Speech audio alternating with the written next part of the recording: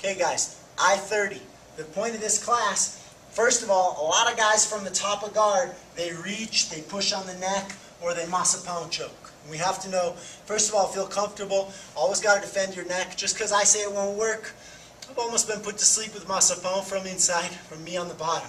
So like, you do have to take it seriously if you start feeling it on your neck. But it should be easy to defend. We should feel safe with this. The choke, I grab my left hand on the lapel, my right hand holds this way. So left hand holds thumb up, right hand holds thumb towards me.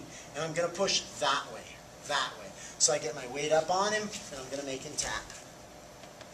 I don't recommend this choke, but a lot of guys do it. A lot of guys do that, or they watch Friday the 13th, and they choke like this. Same thing. Especially when the guy stands up. That's what we're going to be focusing on for this class, like that. You're going to see it a lot. Whenever I go to the white belt tournaments, I always think, man, hope we have this technique well. So now, Brian, give me on top, please, sir. Right here. First, defending the position.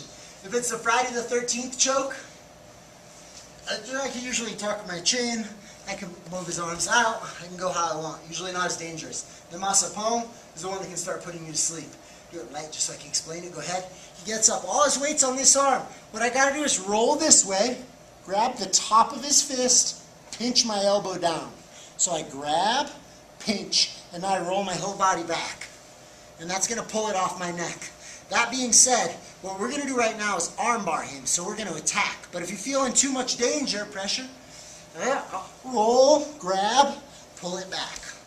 Okay, it's very difficult to resist that.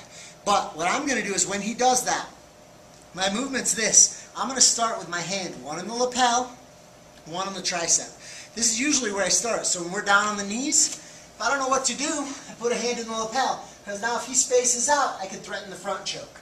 Always one of my most dangerous weapons. My left hand holds right here. Here we go. He stands up. Very important. Watch my legs. I walk my legs up. 1, 2.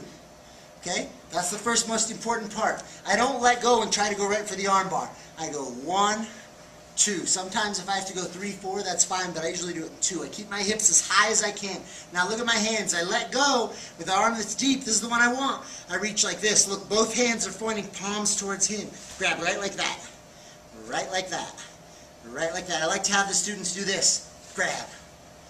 Grab. Notice my left hand. I don't grab. I just go like this around it and I pinch. Pull that arm out. He doesn't realize it as being as dangerous as it is, but his arm gets very stuck.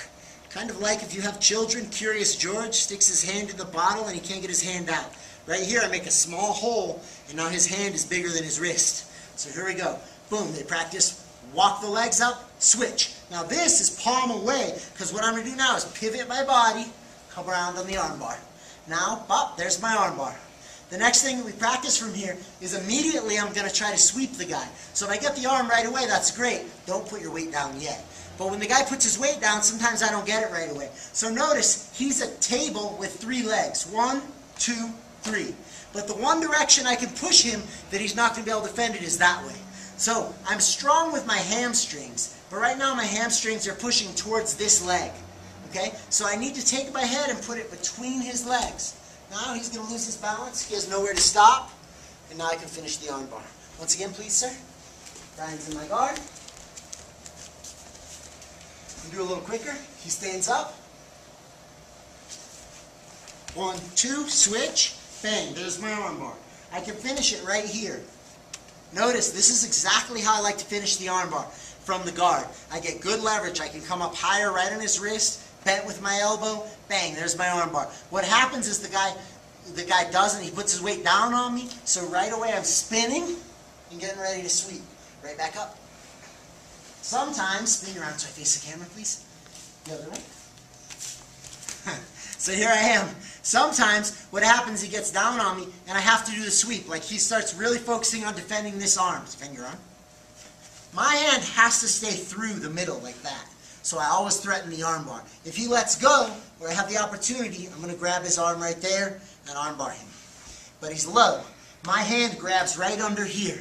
So if my right hand was in for one reason or another, stick my left hand in, take my right hand out, fish between his legs. I want to get my head between his legs. So I push, push, push, push, push, get there. Now my hamstrings go and I can lift and it pushes him right towards the table leg that he's missing. Boom! He's on his back. Now I can work on opening it up and finishing the armbar. It's the class this week. Guys, if you're not students at Easton Brazilian Jiu Jitsu, come down and take a class. We'd love to see you. Thank you very much.